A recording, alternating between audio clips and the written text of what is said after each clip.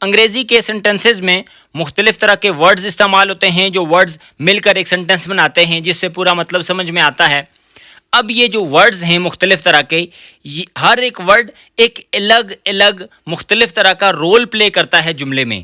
अब इस role play की बिना पर उन वर्ड्स को हम मुख्तलिफ अक़साम में डिवाइड करते हैं और उन अक़साम को हम कहते हैं पार्ट्स ऑफ स्पीच। यानी कोई भी जो वर्ड है वो जुमले में जिस तरह का रोल अदा कर रहा है, जिस तरह का रोल प्ले कर रहा है, उस हवाले से उसका नाम हम देते हैं। जैसे किसी को हम नाउन कह देते हैं, किसी को प्रोनाउन कहते हैं, एडजेक्टिव होता है और मुख्तलिफ तरह के कंजक्शन होते हैं, इंटरजेक्शन होते हैं। इन सब को हम पार्ट्स ऑफ स्पीच कहते हैं। पार्ट्स ऑफ स्पीच में एक पार्ट ऑफ स्पीच होता है एडजेक्टिव। एडजेक्टिव क्या होता है? Adjective is a word used with a noun. Adjective वो वाला लफ्ज होता है जो किसी भी नाउन के साथ इस्तेमाल होता है। अब ये नाउन के साथ इस्तेमाल होकर करता क्या है? To add something to its meaning. ये नाउन के साथ जब आता है तो उस नाउन के मीनिंग में ये इजाफा करता है, नाउन के बारे में मजीद मालूमात देता है। It describes, points out, tells the number and quantity etc। ये उस नाउन के बारे में, उसकी नोयत के बारे में बताता है, उस नाउन की तादाद के बारे में बताता है, उस नाउन की क्वांटिटी के बारे में बताता है, क्वालिटी के बारे में बताता है, नाउन के बारे में पॉइंट्स आउट करता है कि नाउन से क्या मुराद है। इसको एडजेक्टिव कहते हैं। मिसाल के तौर पर Ali is a clever boy. Ali एक चालाक लड़का है। अब क्लेवर, ये बोल्ड लफ्ज़ हमने लिखा हुआ है। क्लेवर ये बयान कर रहा है कि बॉय किस किस्म का लड़का है, यानी अली के बारे में बताया जा रहा है कि अली किस किस्म का लड़का है, तो उसका जवाब होगा कि वो क्लेवर लड़का है।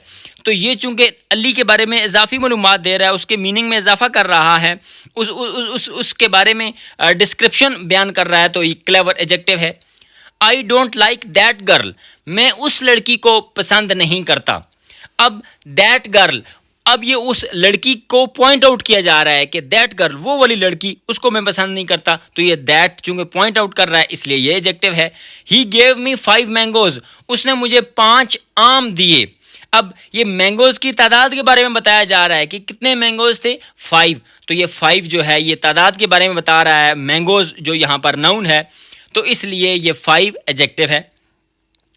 काइंड्स ऑफ एडजेक्टिव, एडजेक्टिव्स की बहुत सी अकसाम होती हैं, हम उनको डिस्कस कर लेते हैं। Adjective of quality, adjective of quality ये वो वाला एडजेक्टिव होता है दैट टेल्स काइंड और quality of noun.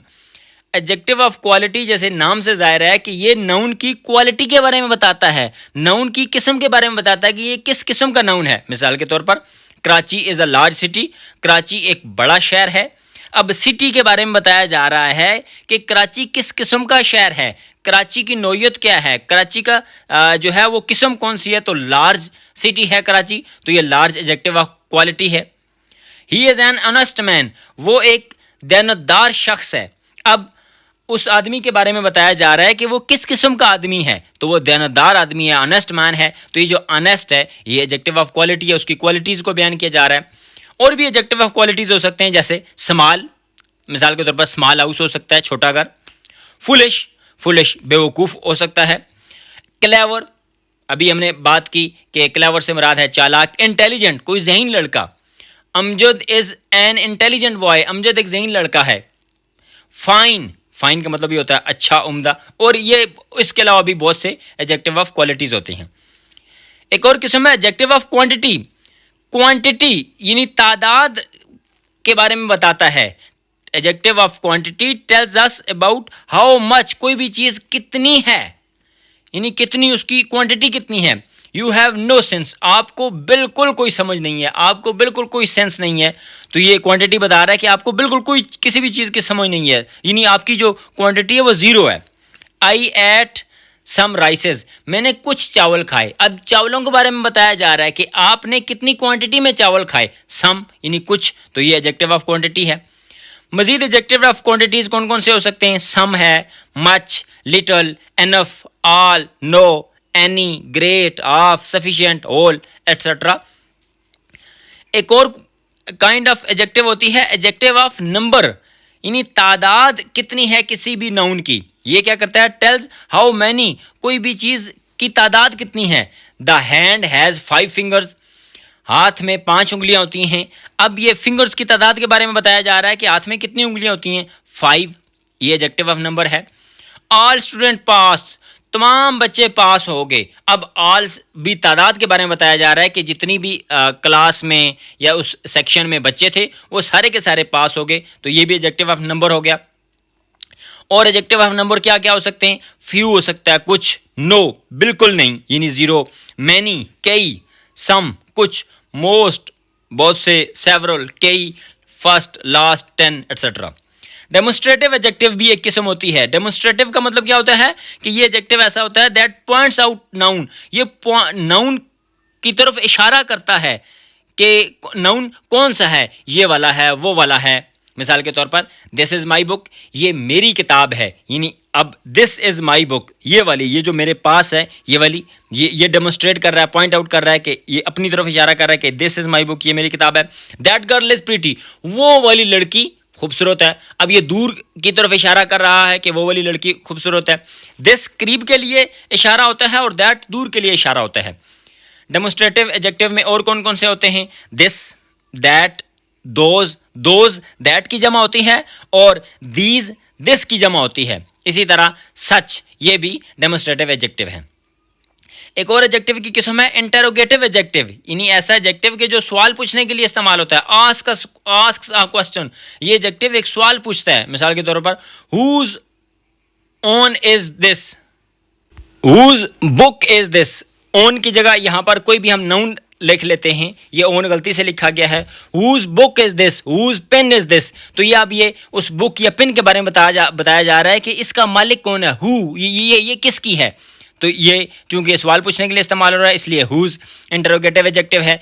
Which way shall we go, हम किस रास्ते से जाएंगे। अब ये रास्ता चूंकि नाउन है उसके बारे में बताया जा रहा है कि कौन सा रास्ता हम अख्तियार करेंगे। तो विच सवाल पूछने के लिए इस्तेमाल हो रहा है और नाउन को ये डिस्क्राइब कर रहा है इसलिए इंटरोगेटिव एडजेक्टिव है। What manner of man is he, वो किस किस्म का बंदा है, वो किस किस्म का इंसान है, तो ये व्हाट भी इंटरोगेटिव एडजेक्टिव है। एम्फसाइजिंग एडजेक्टिव भी एक एडजेक्टिव की किस्म होती है। एम्फसाइजिंग जैसे नाम से ज़ाहिर है कि ये किसी भी चीज़ की ताकीद के तौर पर इस्तेमाल होता है। जैसे this is the very thing we want, ये वही चीज़ है कि जो हम चाहते हैं। अब वेरी थिंग नाउन हो गया तो वेरी उसको एम्फसाइज कर रहा है, उसके बारे में ताकीदन बात की जा रही है। तो ये वेरी यानी यही वो चीज़ है कि जो हम चाहते हैं, ये वेरी एम्फसाइजिंग एडजेक्टिव है। I saw him with my own eyes, मैंने उसे अपनी आंखों से देखा है। अब आइज़ ये नाउन है और ओन आइज़ ये उसमें ताकीद पैदा कर रहा है, यानी उस नाउन को ही मज़ीद डिस्क्राइब कर रहा है, आइज़ को डिस्क्राइब कर रहा है। तो ये साथ ये एम्फसाइज भी कर रहा है, तो इसलिए ओन एम्फसाइजिंग एडजेक्टिव है। अच्छा, एक और किस्म होती है प्रॉपर एडजेक्टिव। प्रॉपर जैसे हमारे पास एक नाउन होता है, प्रॉपर नाउन के जो खास स्पेसिफिक चीज़ों के नामों के लिए इस्तेमाल होता है, तो उसी से है प्रॉपर एडजेक्टिव। प्रॉपर एडजेक्टिव कौन सा होता है कि जो प्रॉपर नाउन से बनता है। मिसाल के तौर पर इंडियंस लव पाकिस्तानी टी। अब पाकिस्तान एक प्रॉपर नाउन है, ख़ास कंट्री का नाम है। जब ये हो जाएगा पाकिस्तानी टी, यानी टी अब हमारे पास नाम है, टी हमारे पास नाउन है, तो नाउन को जो है वो बताया जा रहा है कि नाउन का ताल्लुक किस मुल्क से है, तो पाकिस्तान से है। तो ये जो पाकिस्तानी टी हो जाएगी, पाकिस्तानी चाय हो जाएगी, ये प्रॉपर एडजेक्टिव बन जाएगी। Italian soup is very famous. अब सूप एक नाउन है लेकिन सूप तो ज़रा हर जगह बनता है, तो कौन सा सूप मशहूर है, इटालियन, जो इटली में होता है सूप वो मशहूर है। तो इटली चूंकि ये एक मुल्क का नाम है, वो प्रॉपर नाउन है, तो उससे प्रॉपर नाउन से जो एडजेक्टिव बना वो प्रॉपर एडजेक्टिव बन गया। तो Italian soup is very famous. तो ये मुख्तलिफ तरह की अक़साम हैं एडजेक्टिव की, कि एडजेक्टिव मुख्तलिफ तरह से कैसे काम करता है।